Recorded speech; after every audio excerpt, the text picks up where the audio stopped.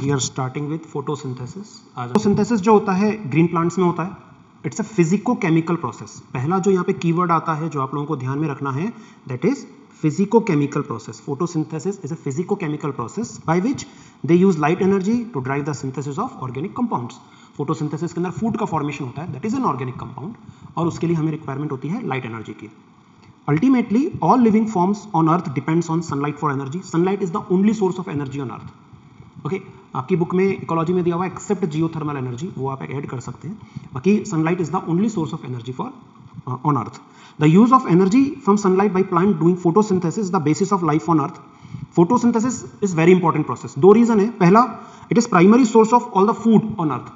पहली बात तो इसमें हमको फूड मिलता है, दूसरा हमें इससे मिलता है oxygen. It is responsible for release of oxygen, जिसकी वजह से एरोबिक लाइफ सस्टेन हो पाती है।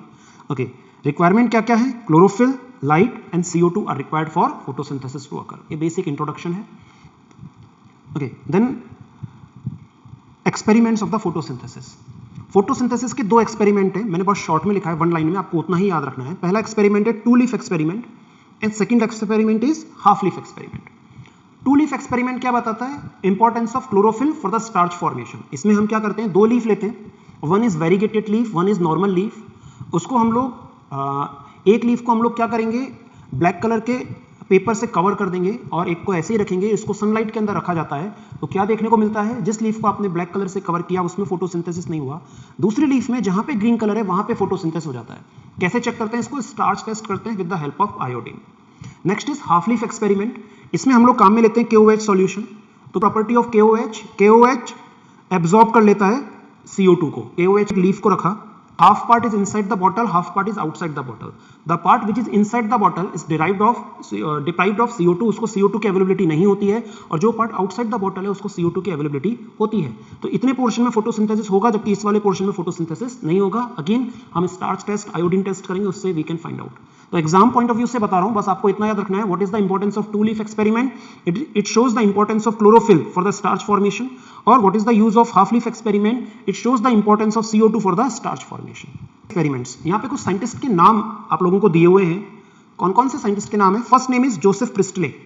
Presley is very famous for discovery of oxygen. ये ऑलरेडी आप लोग केमिस्ट्री में पढ़ते हो कि ऑक्सीजन की डिस्कवरी प्रिस्टले ने की थी, बट यहाँ पे प्रिस्टले का क्या रोल आएगा कि Priestley revealed the essential role of air in the growth of plants. इन्होंने एक एक्सपेरिमेंट किया, बेलजार एक्सपेरिमेंट किया। बेलजार एक्सपेरिमेंट किया, उसके अंदर इन्होंने एक कैंडल लिया, कैंडल के साथ माउस को भी रखा और बेलजार को क्लोज कर दिया। क्या देखा, थोड़े टाइम बाद माउस की डेथ हो गई और कैंडल भी बुझ गई। दूसरे एक्सपेरिमेंट में इन्होंने इन दोनों के साथ में प्लांट रख दिया। प्लांट के रखने की वजह से क्या हुआ, कैंडल भी कंटिन्यूअसली बर्न कर रहा था और माउस भी जिंदा था। तो इससे ये प्रूव हुआ कि कैंडल और माउस को एयर में से कुछ चाहिए था, they were removing something from the air which was replenished by the plant उसको क्या करते हैं, वापस से रिप्लेनिश कर देते हैं, वापस से उसको रीस्टोर कर देते हैं। तो hypothesize the plant restore the air whatever breathing animal and burning candle remove। तो इसने क्या बताया, essential role of air, बस इतना सा याद रखना है, essential role of air। बाकी हाउस ने बताया sunlight is essential for the photosynthesis, he used hydrilla plant which is aquatic plant। इन्होंने क्या यूज किया, हाइड्रिला प्लांट, जो कैसा प्लांट है, एक्वेटिक प्लांट है। इसमें क्या निकले, बबल्स ऑफ ऑक्सीजन। ठीक है, बबल्स निकले, वो बबल्स किसके थे, ऑक्सीजन के। बट ये बबल्स कब निकले, only in the presence of sunlight. ये डार्क में बबल्स रिलीज नहीं हो रहे थे। इट प्रूव्स दैट फोटोसिंथेसिस कब होता है या ऑक्सीजन प्रोड्यूस कब होता है, only in the presence of sunlight. तो अगेन एक साइंटिस्ट थे Julian von Sachs. Julian von Sachs और फेमस है because of his discovery of hydroponics. इस चैप्टर से रिलेटेड नहीं है, but still just for information, कई बार ऑप्शंस में इस तरह की चीजें आ जाती हैं। हाइड्रोपोनिक्स होता है soilless culture, growing plant only in the presence of light without soil, is called hydroponics. तो हाइड्रोपोनिक्स की डिस्कवरी किसने की थी, जूलियस वॉन सैक ने की। इन्होंने क्या बताया, he provided evidence for the production of glucose when plant grow. और इन्होंने बताया कि green substance in plant is located in special bodies which was later called chloroplast. तो मतलब इन्होंने ये बताया कि फोटोसिंथेसिस जो होता है वो कहां पे होता है, क्लोरोप्लास्ट में होता है, ग्रीन पार्ट में होता है। ठीक है, नॉट सो इंपॉर्टेंट। सबसे ज्यादा जो क्वेश्चन आने वाले होते हैं साइंटिस्ट के नाम में, ये दो नाम होते हैं जो इस पेज पे दिए हैं। पहला नाम एंगलमैन, दूसरा नाम von Niel. Engelmann gave first action spectrum of photosynthesis, very important. First action spectrum of photosynthesis was given by Engelmann. Engelmann ने क्या किया, लाइट को स्प्लिट किया 7 कलर के अंदर बाय यूजिंग प्रिज्म, और इन्होंने क्लेडोफोरा, एक ग्रीन एल्गे होता है, फिलामेंटस एल्गे होता है, उसको रखा। ठीक है, it's an aquatic algae, filamentous algae, green algae. इसके ऊपर जब इन्होंने 7 कलर ऑफ लाइट दिए और वहां पे एरोबिक बैक्टीरिया को छोड़ा, तो इन्होंने क्या देखा, जहां पे ब्लू कलर और रेड कलर की लाइट है वहां पे एरोबिक बैक्टीरिया ज्यादा ग्रो कर रहे हैं और ग्रीन कलर की लाइट पे एरोबिक बैक्टीरिया कम ग्रो कर रहे हैं। तो इन्होंने इससे ये कंक्लूजन निकाला कि availability of oxygen is more in blue and red colour light and availability of oxygen is very less in green colour light. तो ऑब्वियसली फोटोसिंथेसिस भी ज्यादा कहां होता है, blue and red colour light में, और लीस्ट कहां पे होता है, ग्रीन कलर लाइट के अंदर। That is called action spectrum. कौन सी वेवलेंथ पे एक्शन ज्यादा हो रहा है, फोटोसिंथेसिस ज्यादा हो रहा है, किस वेवलेंथ पे फोटोसिंथेसिस कम हो रहा है, this is called action spectrum. तो एक्शन स्पेक्ट्रम किसने दिया था, एंगलमैन ने दिया था। नेक्स्ट है Cornelius Van Niel. Van Niel ने क्या बताया, वॉन नील ने बताया कि जो ऑक्सीजन रिलीज होता है फोटोसिंथेसिस में, that oxygen is evolved from, it comes from water not from CO2। Oxygen जो रिलीज हो रहा है वो कहां से आता है, वाटर से आता है, CO2 से नहीं आता है। ये इन्होंने बताया by using bacteria, purple and green bacteria, photosynthetic bacteria को यूज किया। क्यों, क्योंकि ये फोटोसिंथेटिक बैक्टीरिया H2O काम में लेते ही नहीं है, ये बैक्टीरिया काम में लेते हैं H2S, और जब इन्होंने H2S काम में लिया तो ऑक्सीजन रिलीज ही नहीं हुआ, क्या रिलीज हुआ, सल्फर रिलीज हुआ, जबकि इन्होंने CO2 तो काम में लिया था। यदि ऑक्सीजन CO2 से आ रहा था तो इनकी रिएक्शन में भी आना चाहिए था। ओके, लेटर डिफरेंट साइंटिस्ट है, नाम कई जगहों पे दिया होता है, रूबेन एंड कामेन, जिन्होंने क्या किया, they use radio isotope technique. Radio isotope technique में हम काम में लेते हैं oxygen 18। By using oxygen 18, they proved this theory of von Neil that oxygen is evolved from water, not from CO2. तो ये 5 साइंटिस्ट के नाम है, आपको पांचों नाम हो सके तो याद रखने हैं, 5 नहीं रख सको तो लास्ट के 2 तो याद रखने ही है। मेरी नेक्स्ट है फोटोसिंथेसिस की जो एम्पिरिकल या बेसिक रिएक्शन होती है वो ये है, इसको थोड़ा सा मैं एक्सप्लेन करना चाहता हूं। देखो, फोटोसिंथेसिस में क्या हो रहा है, CO2 is reacting with water in the presence of light and chlorophyll, और क्या बन रहा है उससे, ग्लूकोज एंड ऑक्सीजन। इस रिएक्शन के अंदर ये जो ग्लूकोज बनता है, this is main product, this is the primary product of photosynthesis. जबकि यहां पे जो ऑक्सीजन रिलीज हो रहा है, ये जो ऑक्सीजन रिलीज हो रहा है, this oxygen is by product. तो फोटोसिंथेसिस रिएक्शन का जो प्राइमरी प्रोडक्ट है दैट इज ग्लूकोज, और जो बाई प्रोडक्ट है दैट इज ऑक्सीजन। ओके, अब देखो इस रिएक्शन में हो क्या रहा है, इस रिएक्शन में बेसिकली रॉ मटेरियल है CO2। इस CO2 के जो कार्बन है इसका फॉर्मेशन हो रहा है ग्लूकोज के अंदर। ग्लूकोज या कार्बोहाइड्रेट जो होते हैं दे आर एल्डिहाइड और कीटोन। शुगर 2 तरह के होते हैं, aldo sugar, keto sugar. Okay, glucose is aldo sugar while fructose is keto sugar. 2 तरह के शुगर होते हैं, aldo sugar and keto sugar. तो देखो CO2 किस में कन्वर्ट हो रहा है, CO2 is converting into aldehyde और कीटोन। CO2 कन्वर्ट हो गया किसके अंदर, एल्डिहाइड और कीटोन में। तो CO2 का क्या हुआ, रिडक्शन। यहां पे CO2 का होता है रिडक्शन। तो बेसिकली फोटोसिंथेसिस में क्या होता है, reduction of carbon of CO2। Okay, CO2 के कार्बन का रिडक्शन हो रहा है। What is reduction, reduction is addition of H+ और एडिशन ऑफ इलेक्ट्रॉन। ओके, आप लोगों ने केमिस्ट्री में पढ़ा होगा ऑक्सीडेशन एंड रिडक्शन। तो रिडक्शन जो होता है वो क्या होता है, addition of H+ and addition of electron. तो अब देखो आपसे कोई पूछे बताओ फोटोसिंथेटिक रिएक्शन में what is the role of CO2, CO2 क्या काम आता है, तो CO2 का काम है it is source of carbon. Okay, CO2 is source of carbon. Well H2O का क्या रोल है, H2O is source of H+ and electron. किस चीज के लिए, for reduction of carbon of CO2। तो CO2 के कार्बन की रिडक्शन के लिए जो H+ और इलेक्ट्रॉन आता है वो कौन देता है, वाटर। ये क्वेश्चन एग्जाम में आता है। क्या क्वेश्चन आएगा, what is the role of water in photosynthesis, you will get 4 options, one of them will be to release oxygen, second role आएगा to release H+ and electron. Actually ये answer है इसका, oxygen is by product. जो main product है photosynthesis का वो क्या है, कार्बोहाइड्रेट। इसलिए ऑक्सीजन की बात नहीं करनी है हमको, किसकी बात करनी है, H2O का रोल क्या होगा, it provide H+ and electron. Okay, 2 तरह की रिएक्शन होती हैं, one is reduction, one is oxidation. Oxidation की जो रिएक्शन होती हैं वो बेसिकली ब्रेकडाउन रिएक्शंस होती हैं, उनके अंदर एनर्जी रिलीज होती है। जबकि जो रिडक्शन की जो रिएक्शंस होती हैं they are basically synthesis reaction, anabolic reactions, जिनमें छोटे मॉलिक्यूल्स मिलकर बड़ा मॉलिक्यूल बनाते हैं। तो इन रिएक्शंस के अंदर हमको एनर्जी का इनपुट लगता है, हमको एनर्जी प्रोवाइड करनी पड़ती है। ओके, तो यहां पे what is the role of light, light is the source of energy. Light क्या प्रोवाइड करता है, एनर्जी सोर्स प्रोवाइड करता है, that's why the name photosynthesis. What is the role of photo और light, it provide energy. And last में आता है chlorophyll. What is chlorophyll, what is the role of chlorophyll, chlorophyll का काम होता है ट्रैप द सनलाइट। ये sunlight को काम में लेने के लिए उसको ट्रैप करता है। ये फोटोसिंथेसिस की रिएक्शन है और ये इसके बेसिक रोल है। ओके, चलिए आगे बढ़ेंगे। नेक्स्ट है साइट ऑफ फोटोसिंथेसिस। फोटोसिंथेसिस कहां होता है? फोटोसिंथेसिस होता है ग्रीन लीफ के अंदर, क्लोरोप्लास्ट के अंदर। किसमें? ग्रीन लीफ में किसमें? क्लोरोप्लास्ट में। अब देखो, लाइट की इंटेंसिटी के अकॉर्डिंगली क्लोरोप्लास्ट का अरेंजमेंट होता है। If light intensity is very high, मान लेते हैं बहुत ज्यादा लाइट आ रही है, तो क्लोरोप्लास्ट इस तरह से अरेंज होगा कि उसको लाइट कम मिले। एग्जांपल देता हूं, सपोज मैं डायग्रामेटिकली थोड़ा एक्सप्लेन करता हूं। सपोज यहां पे ये एक सेल है, ओके, इसमें लाइट इस तरह से आ रहा है, और लाइट कैसा है? ये हाई इंटेंसिटी लाइट है। सपोज ये हाई इंटेंसिटी लाइट है और क्लोरोप्लास्ट अरेंज है इस तरह से, तो क्या होगा? इस पे बहुत ज्यादा लाइट गिरेगी, तो इसका ब्रेकडाउन हो सकता है, फोटोलाइसिस हो सकता है ना। तो क्या होगा? ये इस तरह से अरेंज नहीं होगा, ये अरेंज होगा पैरेलल टू द सनलाइट। अभी कैसे मैंने डायग्राम में कैसे दिखाया? परपेंडिकुलर। ये कैसे अरेंज होगा? Parallel to the sunlight. Parallel to sunlight arrange होने से क्या होगा? इसको लाइट इंटेंसिटी इस पे कम रहेगी तो ये आराम से काम अपना कर पाएगा, सर्वाइव करेगा। सिमिलरली यदि लाइट लो इंटेंसिटी है तो ये अरेंज होगा perpendicular to the light direction. क्यों? क्योंकि वो जो लाइट आ रही है ना, उसको एब्जॉर्ब करना है। रीजन, लाइट इंटेंसिटी कम है। तो लाइट इंटेंसिटी के ऊपर डिपेंड करता है कि अरेंजमेंट कैसा होगा। यदि लाइट इंटेंसिटी कम है तो अरेंजमेंट परपेंडिकुलर होगा लाइट के, और यदि लाइट इंटेंसिटी ज्यादा है तो कैसा होगा? पैरेलली अरेंज होगा। तो ये जो लिखा है ना, they align themselves along the wall of mesophyll such that they get optimum quantity. This is how they get optimum quantity.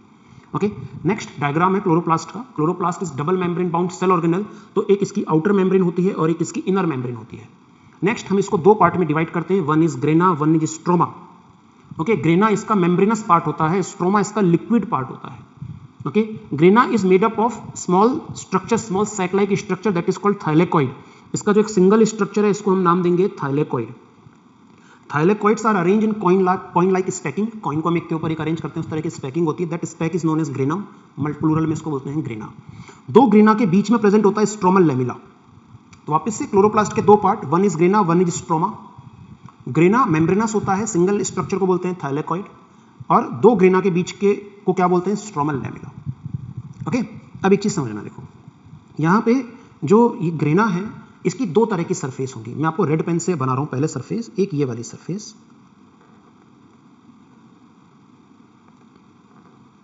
देखो जो मैंने सरफेस बनाई है this is non contact surface, और एक मैं ब्लू पेन से बनाता हूं। ओके, आपको पता चल रहा होगा ब्लू पेन से बनाई है, देखो मैंने, ये है कॉन्टैक्ट सरफेस। दोनों में थोड़ा सा फर्क है। ओके, जो नॉन कॉन्टैक्ट सरफेस है उसको मैं नॉन अप्रेस्ड सरफेस बोलूंगा, और जो कॉन्टैक्ट सरफेस है उसको हम नाम देंगे अप्रेस्ड सरफेस। जो नॉन अप्रेस्ड सरफेस होती है उस पे प्रेजेंट होता है पिगमेंट सिस्टम या फोटो सिस्टम 1, आगे पढ़ेंगे इसके बारे में। और जो अप्रेस्ड सरफेस होती है उस पे प्रेजेंट होता है पिगमेंट सिस्टम 2। ये अभी बस इतना ध्यान रख लो, आगे इसके बारे में डिटेल में बात करेंगे, PS1 PS2। Okay, other than that it's a semi autonomous cell organelle chloroplast. So इसके अंदर अपना खुद का डीएनए होगा, इसके अंदर अपना खुद का राइबोसोम प्रेजेंट होगा, इसमें स्टोरेज के लिए starch and lipid granules present होते हैं। ओके, चलिए आगे बढ़ेंगे। नेक्स्ट है साइट ऑफ फोटोसिंथेसिस के अंदर। फोटोसिंथेसिस को बेसिकली हम, जो फोटोसिंथेसिस की रिएक्शन है दो स्टेप्स में चलती है। First is light reaction, second is dark reaction. थोड़ा सा इनके बारे में बात करते हैं। Light reaction, dark reaction. Light reaction is also known as photochemical reaction. Dark reaction को क्या बोलते हैं? Biosynthetic reaction. तो देखो लाइट रिएक्शन के अंदर क्या होता है, लाइट रिएक्शन के अंदर सनलाइट जो होती है, लाइट रिएक्शन के अंदर सनलाइट आती है। ओके, सनलाइट को क्लोरोफिल और पिगमेंट्स काम में लेते हैं, और इस सनलाइट को ये कन्वर्ट करते हैं किसके अंदर? ATP एंड NADPH के अंदर। ATP एंड NADPH में ये कन्वर्ट करते हैं। कौन कन्वर्ट कर रहा है यहाँ पे? Pigments, chlorophyll. The process is called light reaction. तो आप सबसे पूछे क्या होता है लाइट रिएक्शन में, what is the role of light reaction? तो role of light reaction is it convert sunlight into ATP and NADPH। ये फंक्शन है किसका? लाइट रिएक्शन का। ओके, ATP एंड NADPH को मैं बोल सकता हूं यूटिलाइजेबल फॉर्म ऑफ एनर्जी, जिसको काम में लिया जा सकता है। इसको एक और नाम देते हैं, it is called assimilatory power. It is called assimilatory power. Light reaction is called assimilatory power. Okay, अब डार्क रिएक्शन। लाइट रिएक्शन को लाइट रिएक्शन क्यों कहते हैं? क्योंकि यहां पे लाइट डायरेक्टली काम में आती है, it is directly dependent on the light. Dark reaction में लाइट का कोई डायरेक्ट रोल नहीं है। इस रिएक्शन के अंदर बेसिकली CO2 से फूड का फॉर्मेशन होता है, ग्लूकोज या कार्बोहाइड्रेट का फॉर्मेशन होता है डार्क रिएक्शन के अंदर। इस रिएक्शन में एनर्जी चाहिए, बट डायरेक्टली लाइट काम में नहीं आ सकती। क्या काम में आता है? Product of light reaction, that is ATP and NADPH। तो लाइट रिएक्शन ने क्या किया? सनलाइट को यूटिलाइजेबल फॉर्म असिमिलेटरी पावर में कन्वर्ट किया which is used during dark reaction. तो basically dark reaction is dependent on the products of light reaction, इसको हम बोलते हैं इनडायरेक्टली डिपेंड होता है। तो dark reaction is indirectly dependent on light reaction, light पे डायरेक्टली डिपेंडेंट नहीं होता है। ओके, तो ये फोटोसिंथेसिस के 2 स्टेप्स होते हैं, light and dark reaction. Next हम लोग बात करेंगे पिगमेंट्स ऑफ फोटोसिंथेसिस। लीफ के अंदर बेसिकली एक हायर प्लांट की लीफ के अंदर 4 मेनली पिगमेंट्स आपको देखने को मिलते हैं, जिनको हम सेपरेट करते हैं क्रोमेटोग्राफिक सेपरेशन। क्रोमेटोग्राफिक इनका सेपरेशन किया जाता है, क्रोमेटोग्राम बनता है। इस क्रोमेटोग्राम के अंदर ये 4 अरेंज होते हैं, chlorophyll A, chlorophyll B, xanthophyll and carotenoid. आपको इन चारों का कलर याद रखना है। क्लोरोफिल ए का कलर होता है ब्राइट ग्रीन और ब्लू ग्रीन, क्लोरोफिल बी का कलर होता है येलो ग्रीन, जेंथोफिल का कलर होता है येलो, क्रोमेटोग्राम में बात कर रहा हूं मैं, और कैरोटीनॉइड का कलर होता है yellow to yellow orange. Okay, exactly आपको ये कलर याद रखना है। ठीक है, चलो व्हाट इज पिगमेंट? पिगमेंट का काम होता है एक लाइट को एब्जॉर्ब करना और लाइट को रिफ्लेक्ट करना। एक पर्टिकुलर वेवलेंथ की लाइट को एब्जॉर्ब करता है, पर्टिकुलर वेवलेंथ की लाइट को रिफ्लेक्ट करता है, और उसी वजह से उसका कलर आता है। Example, white colour. White colour कब आता है? जब all 7 colours of visible light are reflected. Black colour. Black colour कब आता है? When all 7 colours of lights are absorbed. Red colour कब आता है? जब सारे कलर एब्जॉर्ब होते हैं except red. Green colour chlorophyll का कब आता है? जब ग्रीन कलर रिफ्लेक्ट होता है, बाकी सारे कलर एब्जॉर्ब होते हैं। ओके, तो ये पिगमेंट्स होते हैं और ये उनके कलर्स के बारे में होता है। तो स्पेसिफिक वेवलेंथ को एब्जॉर्ब करते हैं। ओके, अब क्लोरोफिल ए जिस वेवलेंथ को सबसे ज्यादा एब्जॉर्ब करता है वो कौन सा होता है? Blue and red. और दैट्स व्हाई फोटोसिंथेसिस भी सबसे ज्यादा किसमें होता है? ब्लू एंड रेड में। Hence we can conclude that chlorophyll A is the chief pigment of photosynthesis. ये AR क्वेश्चन बनता है यहाँ पे, assertion region question. What is assertion? Chlorophyll A is the chief pigment with of photosynthesis. Reason क्या होगा? Why? Because chlorophyll absorption of chlorophyll as well as rate of photosynthesis is maximum in blue and red region. दोनों का maximum rate same है, absorption का भी और rate of photosynthesis का भी। इससे हमें पता चलता है फोटोसिंथेसिस के लिए सबसे मेजर पिगमेंट जो है that is chlorophyll A. Other pigments जो बाकी के पिगमेंट्स हैं, इसीलिए इसको क्या बोलते हैं? क्लोरोफिल ए को चीफ पिगमेंट। क्लोरोफिल ए को बोलते हैं हम लोग चीफ पिगमेंट। बाकी जो पिगमेंट है chlorophyll B, xanthophyll and carotenoid, they are called accessory pigments. इनको हम क्या नाम देंगे? Accessory pigments. ये क्या करते हैं? लाइट की डिफरेंट वेवलेंथ को एब्जॉर्ब करते हैं, जिसकी वजह से जो और वेवलेंथ है, जिस वेवलेंथ को क्लोरोफिल एब्जॉर्ब नहीं कर रहा है या फिर कम कर रहा है, उस वेवलेंथ को प्रोवाइड कराते हैं, उस वेवलेंथ की एनर्जी को प्रोवाइड कराते हैं। पहली बात तो इससे क्या हुआ? Wider range of wavelength of incoming light can be utilised in photosynthesis. आपसे पूछ सकते हैं what are the uses, what are the roles of accessory pigments? तो 2 मेजर रोल हैं। पहला, they enable wider range of wavelength of incoming light to be utilised in photosynthesis. दूसरा है, second है, they protect chlorophyll A from photo oxidation. They protect chlorophyll A from photo oxidation. ये 2 major role हैं, आप लोगों को ये ध्यान में रखना है। ओके, आगे बढ़ें। नेक्स्ट, ये 3 ग्राफ आपकी बुक में दिए हुए हैं, ध्यान से समझना इनको। पहला जो ये कर्व है, this represent absorption spectrum. Absorption spectrum, first curve represent absorption spectrum. क्या दिखा रहा है? दिस इज जो एक्स एक्सिस है उस पर आपको वेवलेंथ दिया हुआ है। This is 400 nanometre, this is 500 nanometre, this is 600 nanometre, this is 700 nanometre. क्या है ये 400 to 700? This is called PAR, photosynthetic active radiation. ये विजिबल लाइट का वो पार्ट होता है जिसमें फोटोसिंथेसिस चलता है। कितना होता है PAR? That is from 400 to 700 nanometre. तो लगभग हम इस तरह से मान सकते हैं कि 400 to 500 लगभग ब्लू कलर को रिप्रेजेंट करेगा, not exactly but approximately. 500 to 600 will represent green color and 600 to 700 will represent red color. Okay, now observe the diagram or flow, this graph of chlorophyll A only. Chlorophyll A का जो graph है वो आपको थोड़ा सा labelling का error है। Chlorophyll का ग्राफ ये वाला है, क्लोरोफिल ए का लाइट ब्लू कलर का जो है दैट रिप्रेजेंट क्लोरोफिल ए। तो क्लोरोफिल ए का आप ग्राफ देखो, इसका पीक देखना, पीक मतलब हाईएस्ट लेवल, वाई एक्सिस पे जो मैक्सिमम जाता है उसको हम पीक कहते हैं। तो आप इसका पीक ऑब्जर्व करो, एक पीक इसका यहाँ आ रहा है और एक पीक इसका इधर आ रहा है। तो कौन कौन से सेगमेंट में आ रहा है? ब्लू में एंड रेड में। इसी तरह आप क्लोरोफिल बी का भी ऑब्जर्व करो, 2 पीक आ रहा है, एक आ रहा है ब्लू में, एक आ रहा है रेड में। और आप ग्रीन में देखो ये नेग्लिजिबल है। It means chlorophyll A and B both absorb blue and red light. थोड़ा सा आपको हो सके तो ये ध्यान रखना, वैसे इस पे सवाल आया नहीं है आज तक बट बन सकता है एक सवाल। आप देखो ब्लू लाइट को बेटर एब्जॉर्ब, ज्यादा एब्जॉर्ब, वाई एक्सिस पे क्या दिया? Rate of absorption. कौन ज्यादा एब्जॉर्ब कर रहा है? क्लोरोफिल ए की बी? कौन से पे? ब्लू लाइट में। तो ब्लू लाइट में देखो पीक किसका ज्यादा है? बी का ज्यादा है। है ना, बी का ज्यादा है, बी का ज्यादा, तो B chlorophyll B absorb more blue light. और रेड में देखो, रेड में आपको क्लोरोफिल ए का पीक ज्यादा नजर आएगा। ओके, पहला क्वेश्चन बन सकता है। सेकंड क्वेश्चन, इन दोनों पीक को एक्स एक्सिस पे मिलाओ एक बार, ये ए का आया और ये वाला बी का है। एक सेकंड, ये ए का है और ये बी का है। तो देखो ए का पीक पहले आ रहा है, बी का पीक थोड़ा हायर वेवलेंथ पे आ रहा है, जबकि आप रेड वाले सेगमेंट में जाओगे तो ए का पीक थोड़ा लेट आता है और बी का पीक थोड़ा अर्ली आता है। बोलो केशव।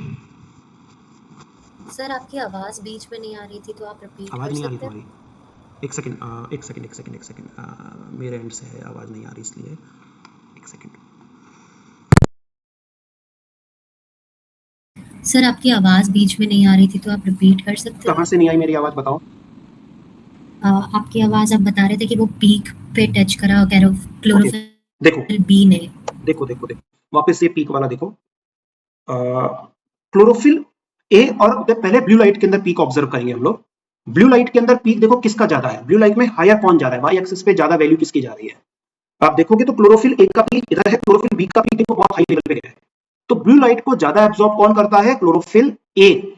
जबकि अब रेड लाइट को देखोगे तो रेड लाइट को कौन ज्यादा एब्जॉर्ब कर रहा है, क्लोरोफिल, सॉरी ब्लू लाइट को कौन एब्जॉर्ब कर रहा है, क्लोरोफिल बी। ग्रीन वाला जो है वो बी का कर्व है और ब्लू वाला जो है वो ए का कर्व है। तो रेड लाइट को ज्यादा एब्जॉर्ब कौन करता है, क्लोरोफिल ए। तो क्लोरोफिल ए बी से ज्यादा एब्जॉर्ब करता है रेड लाइट, जबकि chlorophyll B green blue light को ज्यादा एब्जॉर्ब करता है।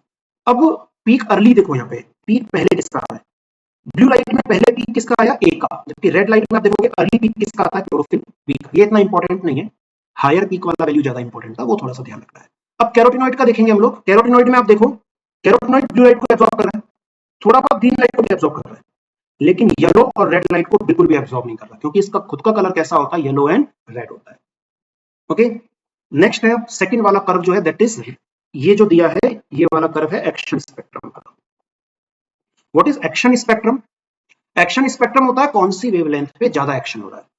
तो आप देखोगे तो ये ब्लैक वाली लाइन रिप्रेजेंट कर रही है एक्शन स्पेक्ट्रम को। आप देखो ब्लू में पीक हाई है और रेड में पीक हाई है।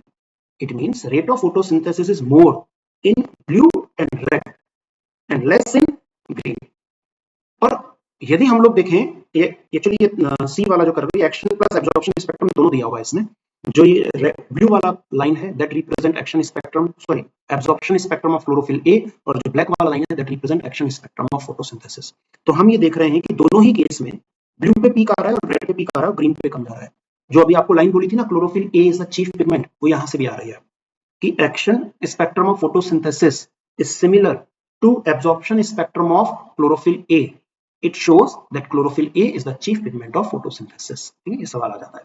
बस इन करो में इतना ही है, इससे ज्यादा और कुछ करने की जरूरत नहीं। आप लोग थोड़ा सा देखना बेटा, ग्रीन में जीरो नहीं है, ग्रीन में कुछ वैल्यू है। व्हाई? बिकॉज कैरोटिनॉइड एब्जॉर्ब कर रहे हैं ग्रीन लाइट को, तो ग्रीन लाइट में रेट ऑफ फोटोसिंथेसिस कम होता है, जीरो नहीं होता है। चलिए आगे बढ़ेंगे। नेक्स्ट, लाइट रिएक्शन की थोड़ी थ्योरी है। तो लाइट रिएक्शन और द फोटोकेमिकल फेज, ये जो मैंने लिखा है ये एनसीईआरटी ही है, तो आप लोग एनसीईआरटी से भी इसको रीड कर सकते हो, यही लाइंस मिलेंगे आपको। लाइट रिएक्शन और द फोटोकेमिकल फेज इंक्लूड, ये सब रिएक्शन से जो इसके अंदर होगी, light absorption, water splitting and everything. तो लाइट रिएक्शन में सबसे पहली चीज तो पिगमेंट्स। तो अभी आपको बताया बहुत सारे पिगमेंट्स होते हैं, 4 तरह के पिगमेंट्स होते हैं। ये 4 तरह के पिगमेंट भी मल्टीपल क्वांटिटी के अंदर होते हैं, और ये सारे पिगमेंट नंबर में बोलूं तो अप्रॉक्सीमेट 200 टू 250 पिगमेंट्स, ये सारे एज ए ग्रुप में रहते हैं, और इस ग्रुप को हम लोग नाम देते हैं पिगमेंट सिस्टम और फोटो सिस्टम। ओके, एक ग्रुप होता है, इस ग्रुप को हम लोग नाम देते हैं पिगमेंट सिस्टम और फोटो सिस्टम। इस तरह से मैं ज्यादा नहीं बनाऊंगा, 8-10 बना रहा हूँ, लेकिन आप भी मान के चलो मोर देन 200 पिगमेंट्स होते हैं जो एक साथ इस तरह से प्रेजेंट होते हैं। इसके अंदर लगभग एक नंबर में आपको बताऊं तो इन पिगमेंट्स में से 50% जो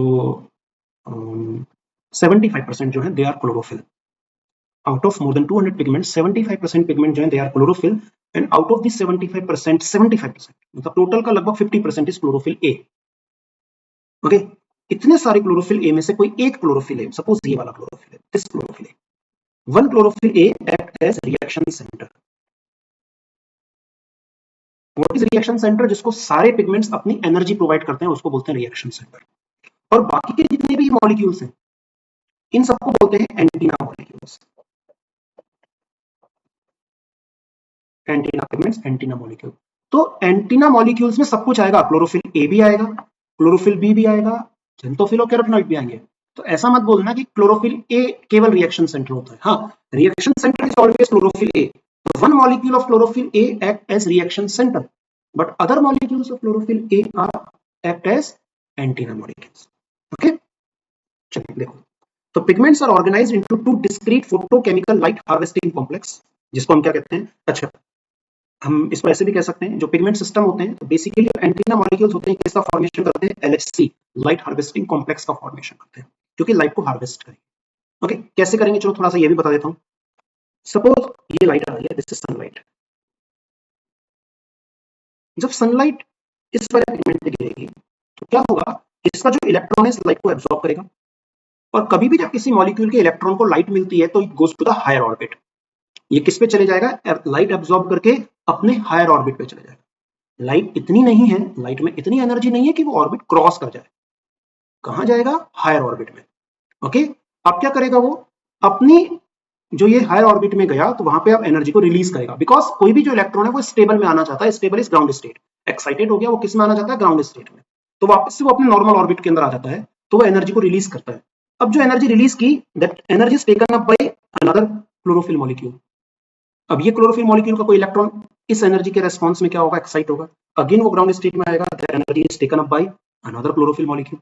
Similar process, that energy is taken up by another chlorophyll molecule and that energy is lastly transferred to reaction center. इसी तरह ये लाइट जब इस मॉलिक्यूल पे गिरेगी तो ये भी सेम प्रोसेस दिखाएगा।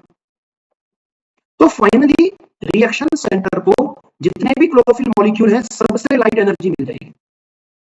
तो रिएक्शन सेंटर को सबने लाइट एनर्जी, सबने अपनी अपनी एनर्जी दे दी ना। तो अब क्या होगा पता है, इसके पास इतनी एनर्जी है कि इसका इलेक्ट्रॉन इसको छोड़ के चले जाता है, उसका ऑक्सीडेशन हो जाता है, दैट इलेक्ट्रॉन इज रिलीज्ड। तो लाइट एनर्जी की वजह से रिएक्शन सेंटर का इलेक्ट्रॉन रिलीज हो जाता है, ये उसकी मैकेनिज्म है। ओके, रेजोनेटिंग ट्रांसफर होता है या एनर्जी का, ध्यान रखना, इलेक्ट्रॉन का ट्रांसफर नहीं होता है, only energy is transferred, not electrons. Electron का कोई ट्रांसफर नहीं होता है, ओनली एनर्जी इज ट्रांसफर्ड। तो लाइट एनर्जी गिरी पिगमेंट के ऊपर, पिगमेंट ने एनर्जी दूसरे पिगमेंट को दी, इस तरह से एनर्जी का ट्रांसफर होता गया, रिएक्शन सेंटर को बहुत ज्यादा एनर्जी मिली और रिएक्शन सेंटर से फाइनली इलेक्ट्रॉन रिलीज हो जाता है। This is the basic mechanism of light reaction, this is the first step of light reaction. Okay, simple एक वर्ड एक लाइन में बोलना हो, व्हाट इज द फर्स्ट, आ सकता है ना, which of the following step is the first step of light reaction, what is first step of light reaction, absorption of sunlight and release of electron. इसको हम ऐसा भी कह सकते हैं, एक्साइटमेंट ऑफ इलेक्ट्रॉन, हम ऐसा भी कह सकते हैं oxidation of chlorophyll molecule in chlorophyll A molecule in response to sunlight. Sunlight की वजह से क्या होता है, ऑक्सीडेशन हो जाता है, removal of electron is oxidation. तो ये बोलने के दो तीन तरीके हैं, ये लाइट रिएक्शन की बेसिक पहली रिएक्शन है, बाकी की बातें बाद में देखो। ओके, तो एलएचसी की बात की हुई है। एलएचसी दो तरह का, PS1 PS2 which is made up of many pigments bound to the protein. फिर देखा, देखो each photo system has all the pigment except one molecule of chlorophyll A, that is reaction centre. वो क्या बनाते हैं, एंटीना बनाते हैं, और एक रिएक्शन सेंटर होता है। ओके, रिएक्शन सेंटर अलग अलग होता है। अब देखो, दो पिगमेंट सिस्टम है, एक को नाम दिया PS1, एक को नाम दिया PS2, that name is given in order of their discovery. जो पहले डिस्कवर हुआ उसको बोला PS1, जो बाद में डिस्कवर हुआ उसको बोला PS2। तो PS1 का जो रिएक्शन सेंटर होता है, क्लोरोफिल जो होता है, उसका एब्जॉर्प्शन पीक आता है 700 नैनोमीटर पे। क्लोरोफिल ए का एब्जॉर्प्शन पीक कितने पे आता है, 700 नैनोमीटर पे, that's why it is given the name P700। Well PS2 का जो रिएक्शन सेंटर होता है उसका एब्जॉर्प्शन पीक आता है 680 नैनोमीटर पे, that's why it is given the name P680। Okay, next ये जो मैंने आपको बताया हो गया ये वाला। ओके, नेक्स्ट ये PS1 PS2 के डिफरेंस है, जो अभी मैंने बोले देखो वही है। पहला रिएक्शन सेंटर 700, इसका रिएक्शन सेंटर 680। थोड़ी देर पहले आपको बताया था PS1 कहां प्रेजेंट होता है, नॉन अप्रेस्ड सरफेस पे, बाहर बाहर। तो बाहर बाहर कहां हो गया, आउटर सरफेस ऑफ थाइलेकॉइड पे। इट मींस ग्रेना पे तो होता ही है, साथ में स्ट्रोमा लैमेला पे भी होता है। जबकि आप PS2 का देखोगे तो it is present on the inner surface of thylakoid, it is found in grana lamella only. Okay, next it participate in both cyclic as well as non cyclic flow. PS1 जो होता है ये cyclic and non cyclic दोनों के अंदर flow करता है, जबकि PS2 जो होता है it involve only non cyclic flow of electron. अभी हम लोग पढ़ेंगे दो तरह का फ्लो होता है, तो उसके अंदर आएगा ये। फिर PS2 is mainly related to splitting of water and release of oxygen. PS1 से डायरेक्टली ऑक्सीजन रिलीज नहीं होता। These are the differences between PS1 and PS2। Next है electron transport system. Electron transport system non cyclic, photophosphorylation and cyclic दो तरह का होता है। पहले हम लोग बात करेंगे नॉन साइक्लिक की, वही इंपॉर्टेंट है, उसी से क्वेश्चन आते हैं। तो नॉन साइक्लिक फोटोफॉस्फोराइलेशन, तो नॉन साइक्लिक वर्ड यहाँ पे रिप्रेजेंट करता है फ्लो ऑफ इलेक्ट्रॉन को। The flow of electron is non cyclic. It means cyclic क्या होता है, जहां से रिलीज हुआ घूम के वहीं आ जाए, देन इट इज साइक्लिक। यदि जिस मॉलिक्यूल से इलेक्ट्रॉन रिलीज हुआ वहां ना आए, कहीं और चला जाए, किसी दूसरे के पास जाए फाइनली एंड में, तो उसको हम क्या कहेंगे, नॉन साइक्लिक। तो this is non cyclic flow of electron. Second यहाँ पे वर्ड कम में लिया है photophosphorylation. Photo means light, phosphorylation मतलब होता है ATP synthesis. Phosphorylation means addition of phosphate, तो एडीपी में फॉस्फेट जोड़ोगे तो क्या बनेगा, एटीपी। तो photophosphorylation is formation of ATP in the presence of light. Okay, it is also called Z scheme. अभी बात करते हैं क्या होता है उसके बारे में। तो देखो ये बेसिक एक डायग्राम है जो आपकी टेक्स्ट बुक में दिया है, डिटेल्ड डायग्राम भी मैं आपको दिखाऊंगा। तो इसमें दो लाइट हार्वेस्टिंग कॉम्प्लेक्स होते हैं, दिस इज व्हाट PS2 और ये क्या है PS1। PS2 पे लाइट गिरा, इलेक्ट्रॉन निकला, इलेक्ट्रॉन एक्सेप्टर ने लिया। इस इलेक्ट्रॉन को कंपनसेट करने के लिए वाटर का फोटोलाइसिस होता है, और क्या रिलीज होता है, ऑक्सीजन रिलीज होता है। आप यहाँ पे इतना याद रख लेना, फोटोलाइसिस ऑफ वाटर में जो मिनरल काम में आता है that is mainly manganese and then chlorine. वैसे तो कैल्शियम भी होता है, लेकिन आप ये दो याद रखो, manganese and chlorine are used in photolysis of water and they release oxygen. तो PS2 से क्या निकला, इलेक्ट्रॉन किसने लिया, इलेक्ट्रॉन एक्सेप्टर ने। Then this electron is moves through electron transport system, और कहां पहुंच गया ये, PS1 के पास। ओके, तो PS2 का इलेक्ट्रॉन घूम के वापस नहीं आया ना उसके पास, that's why it is called non cyclic. Now PS1 पे लाइट गिरती है, इलेक्ट्रॉन रिलीज होता है, that electron is taken up by its electron acceptor, और ये इलेक्ट्रॉन फाइनली किसके पास चला जाता है, NADPH के पास चला जाता है। ओके, तो यहाँ पे हमने इन मॉलिक्यूल्स को अरेंज किया हुआ है, देखो एक पैटर्न में अरेंज किया हुआ है। एक्चुअली क्लोरोप्लास्ट में ऐसा अरेंजमेंट नहीं होता, ये हमने समझने के लिए किया है। हमने जो ये अरेंजमेंट किया है, that arrangement on redox potential scale. ठीक है, मैं बहुत डिटेल में नहीं जाऊंगा रेडॉक्स पोटेंशियल स्केल में। आप ये मान सकते हो रेडॉक्स पोटेंशियल स्केल ये बताता है टेंडेंसी टू एब्जॉर्ब और रिलीज इलेक्ट्रॉन। रेडॉक्स क्या होता है, रिलीज और gaining of electron. Loss of electron is oxidation, gain of electron is reduction, that is redox. तो रिडक्शन और ऑक्सीडेशन करने की जो टेंडेंसी होती है that is called redox potential, और ये उसी का स्केल है, उसी के अकॉर्डिंगली अरेंज किया है। बहुत ज्यादा इसमें डिटेल में अभी मैं नहीं जाऊंगा, आगे बढ़ेंगे। ये इसका थोड़ा डिटेल्ड फोटो है नॉन साइक्लिक फोटोफॉस्फोराइलेशन का, समझना देखो। This is PS2 again. PS2 पे लाइट गिरा, रिएक्शन सेंटर से इलेक्ट्रॉन निकला, that electron is captured by its primary electron acceptor. The primary electron acceptor for PS2 is, आप नाम याद रखना, फियोफाइटिन। फियोफाइटिन क्या होता है, primary electron acceptor for PS2। उसके पास चला गया, PS2 के पास इलेक्ट्रॉन कम हो गया। Now that electron is compensated by water. क्या होगा, वाटर का ब्रेकडाउन होगा, वाटर का ब्रेकडाउन होगा, ऑक्सीजन रिलीज होगा इन द प्रेजेंस ऑफ, मैंने आपको बताया, मैंगनीज एंड क्लोरीन, और इलेक्ट्रॉन किसके पास चला जाता है, रिएक्शन सेंटर के पास। अभी वापस से अपनी ग्राउंड स्टेट में आ जाएगा, इक्वल नंबर ऑफ इलेक्ट्रॉन हो जाएंगे। चलिए, जो इलेक्ट्रॉन निकला उस इलेक्ट्रॉन के पास हाई एनर्जी इलेक्ट्रॉन है, वो सनलाइट की एनर्जी लेके निकला है, फोटोन की एनर्जी लेके निकला है वो। ओके, अब क्या होगा, वो अब उसको जाना है किसके पास, PS1 के पास। तो वो क्या करेगा, इलेक्ट्रॉन अपनी एनर्जी को थोड़ा थोड़ा थोड़ा थोड़ा करके रिलीज करेगा। ओके, एक स्टेप में नहीं होगी रिलीज, धीरे धीरे छोटे छोटे स्टेप्स में होती है। तो it moves through the cytochromes, electron carriers, electron carriers के थ्रू मूव करता है। तो फियोफाइटिन से किसके पास जाता है, प्लास्टोक्विनोन के पास, या क्विनोन के पास जाता है सिंपली। अब एक चीज आप थोड़ा सा ध्यान रखना, सपोज आपसे एग्जाम में पूछ लेते हैं which is the primary electron acceptor of PS2, your preferable answer will be, यदि ये क्वेश्चन आया, नाम आए, तो your preferable answer will be pheophytin. But let's assume option में नहीं है फियोफाइटिन, देन उस केस में आंसर क्या हो जाएगा, क्विनोन। बहुत सालों पहले क्वेश्चन आया था, उसमें था एक बार, उस केस में आंसर हो जाएगा आपका प्लास्टोक्विनोन। जो नेक्स्ट है ना, हम उसको ले लेंगे। नेक्स्ट ये किसके पास जाता है, साइटोक्रोम के पास जाता है, और साइटोक्रोम B6F के पास जाएगा।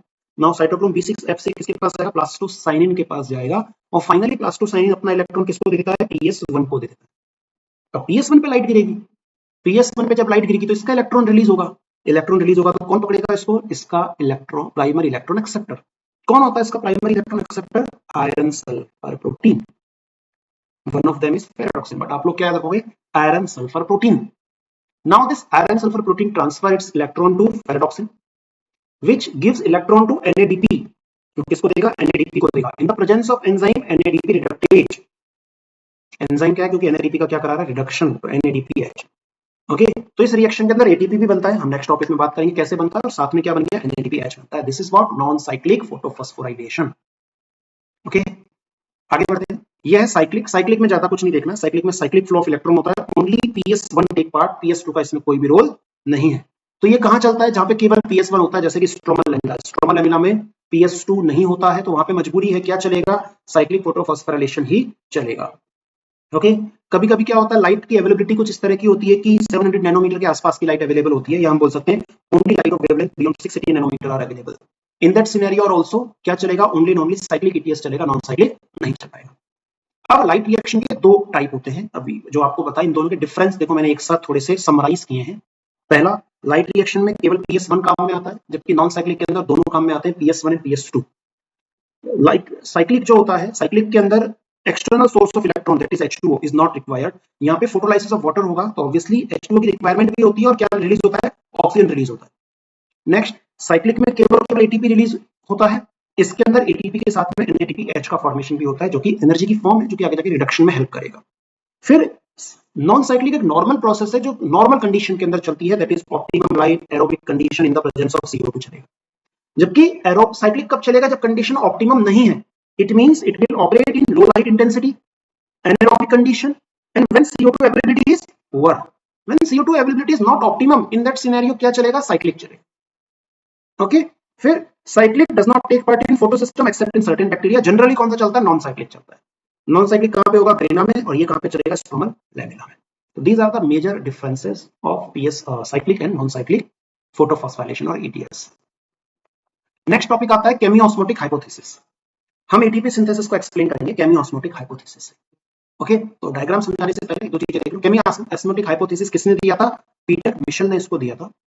बेसिकली केमियोस्मोसिस का क्या रोल है, chemiosmotic hypothesis explain the ATP synthesis in chloroplast as well as respiration. Okay, क्या होता है इसमें, प्रोटॉन ग्रेडियंट बनता है। देखो ये जो प्रोसेस है ना, ये कुछ जैसे एनर्जी बनती है हाइड्रो पावर प्रोजेक्ट में, उससे मैच कर सकते हैं। हाइड्रो पावर प्रोजेक्ट के अंदर क्या होता है, पहले पानी को इकट्ठा किया जाता है, या तो पानी हाई लेवल पे होता है, या हम कह सकते हैं डैम के अंदर इसको डैम बनाया जाता है, डैम के एक तरफ वाटर को इकट्ठा किया जाता है, रोका जाता है वाटर को, that is accumulation of water. ठीक है, तो डैम की एक तरफ पानी ज्यादा है और एक तरफ पानी बिल्कुल ही नहीं होता, कम होता है।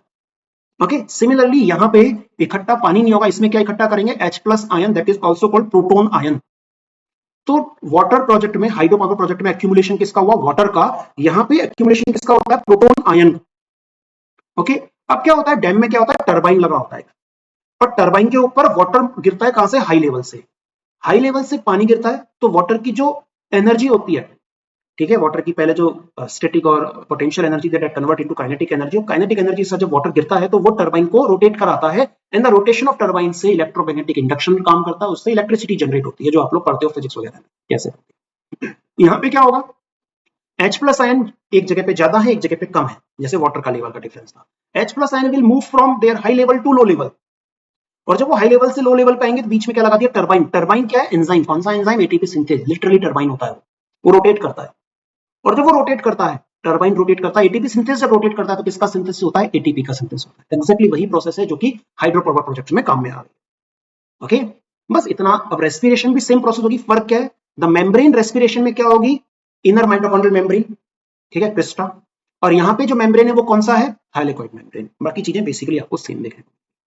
ओके, तो इस प्रोसेस में सबसे पहले हमें क्या चाहिए, proton ion gradient, and that proton ion gradient 3 process से बनेगा। ये है 3 प्रोसेस, ये वाले। पहला है photolysis of water toward the lumen, दूसरा ट्रांसफर ऑफ H+, और तीसरा है transfer of electron during that transfer of H+, तीसरा है NADP रिडक्टेज की प्रेजेंस में NADPH का फॉर्मेशन। देखो डायग्राम में, इस डायग्राम में आप देखोगे तो ये क्या दिया है, PS2। इस PS2 पे लाइट गिरती है, इलेक्ट्रॉन रिलीज होता है, that electron is taken up by pheophytin. Okay, तो यहाँ पे इलेक्ट्रॉन की कमी हो गई, that deficiency of electron is compensated by photolysis of water. तो यहाँ पे H+ बनता है, तो H+ की कंसंट्रेशन बढ़ गई। देन इलेक्ट्रॉन मूव करता है फ्रॉम थियोफाइटिन से प्लास्टोक्विनोन। जब वो प्लास्टोक्विनोन के पास जाएगा तो plastoquinone will take H+ from the stroma and it will release H+ into lumen, और क्या ट्रांसफर कर देगा, इलेक्ट्रॉन। तो जब इलेक्ट्रॉन का ट्रांसफर होता है फ्रॉम PS2 से PS1, when electron are transferred from PS2 to PS1, उसी टाइम पे H+ का ट्रांसफर होता है, कहां से कहां, फ्रॉम स्ट्रोमा टू ल्यूमेन। तो जो एनर्जी का लॉस हो रहा है, कहां से कहां हो रहा है, ऊपर से जब नीचे आता है ना, डाउनहिल जब मूवमेंट होता है इलेक्ट्रॉन का। ओके, हमने पढ़ा था ना डायग्राम में, से नीचे की तरफ आ रहा था, दैट वाज डाउनहिल मूवमेंट। जब इलेक्ट्रॉन का डाउनहिल मूवमेंट होता है तो वो एनर्जी रिलीज करता है, that release energy is used for movement of H+। तो यहाँ पे फिर से क्या हो गया, H+ का कंसंट्रेशन बढ़ गया, लेकिन बाहर से H+ कम हो गया। लास्ट में क्या होगा, PS1 से H+ किसके पास जाएगा, NADP के पास, which is located on outer side of thylakoid membrane, और क्या बना लेगा NADPH। तो ऑटोमेटिकली H प्लस का कॉन्सेंट्रेशन क्या हो जाएगा, कम हो जाएगा। तो H plus concentration stromal side पे कम होता है, ल्यूमेन साइट पे ज्यादा होता है। Now H plus will move from its high concentration to low concentration via this turbine enzyme ATP synthase, और क्या बन जाएगा ATP बन जाएगा। ठीक है, तो प्रोसेस टफ नहीं है, आसान प्रोसेस है, ध्यान रखना। देखो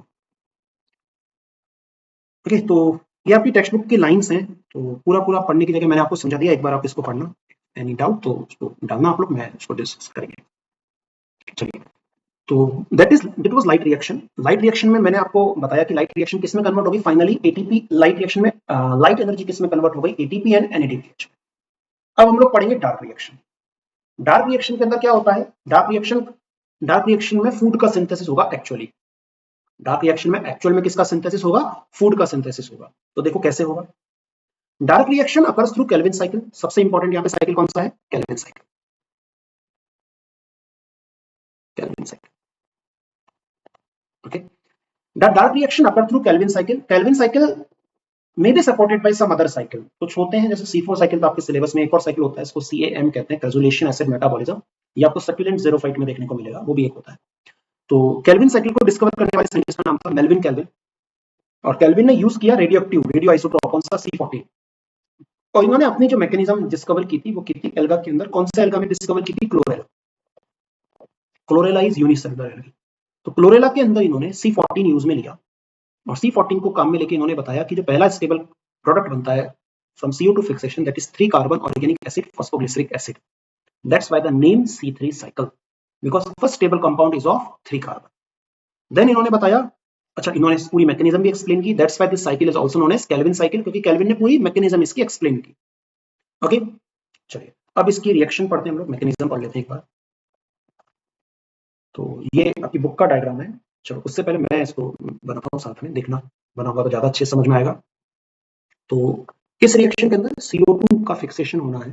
तो CO2 को रिसीव करने के लिए जो मॉलिक्यूल काम में आता है, that is RUBP। It's a 5 carbon sugar.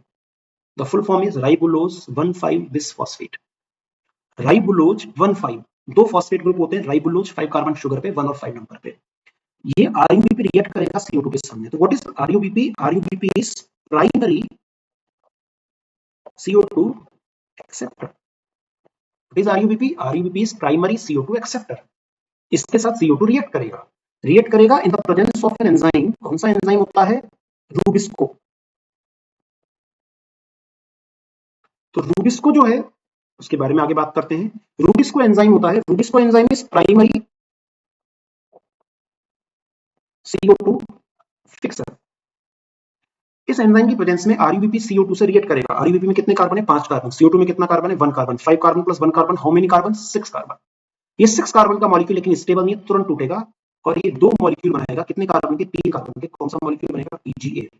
Full name का 3PGA, 3 phosphoglyceric acid. That is first stable compound of photosynthesis. और यहाँ पे जो रिएक्शन हुई इसको बोलते हैं CO2 फिक्सेशन और कार्बोक्सिलेशन, बिकॉज यहाँ पे CO2 ऐड हुआ, इस कार्बोक्सिलेशन। कौन करा रहा है कार्बोक्सिलेशन, रूबिस्को। तो रूबिस्को में C मींस होता है यहाँ पे, जो C है इसका मतलब होता है कार्बोक्सिलेज। कार्बोक्सिलेज एंजाइम कार्बोक्सिलेशन कराते हैं। तो फर्स्ट स्टेबल प्रोडक्ट जो बना that is of 3 carbon, PGA। Now second step में होता है रिडक्शन। रिडक्शन के लिए 2 चीजें चाहिए, शुरू में ही बताया था। रिडक्शन में एनर्जी चाहिए और हाइड्रोजन इलेक्ट्रॉन चाहिए। तो H प्लस इलेक्ट्रॉन प्रोवाइड करने का काम होता है NADPH का। ओके, ये NADPH NADP में कन्वर्ट होगा और क्या रिलीज कर देगा, H प्लस रिलीज करेगा, विच is used by this PGA। और साथ में क्या चाहिए, एनर्जी प्रोवाइड करने का काम होता है ATP का। ATP will convert into ATP and phosphate. In the presence of this hydrogen and energy, PGA का रिडक्शन होगा, और जब एसिड का रिडक्शन होता है तो बनता है एल्डिहाइड, और क्या बन जाएगा, PGAL। Aldehyde that is first sugar, first carbohydrate. तो सेकंड स्टेप इज रिडक्शन, जिसके अंदर हमें क्या मिल गया, शुगर। आपसे पूछते हैं शुगर कौन से स्टेप में बनता है, रिडक्शन में बनता है। नेक्स्ट क्या होगा, this PGL is again converted into RUBP. The third step is known as regeneration. यहाँ पे हमें, क्योंकि RUBP में बाइफॉस्फेट है, तो यहाँ पे हमें एक ATP की जरूरत पड़ती है। ATP is converted into ATP. ठीक है, अब सपोज मेरे को एक ग्लूकोज मॉलिक्यूल का फॉर्मेशन करना है, मेरे को ग्लूकोज का फॉर्मेशन करना है।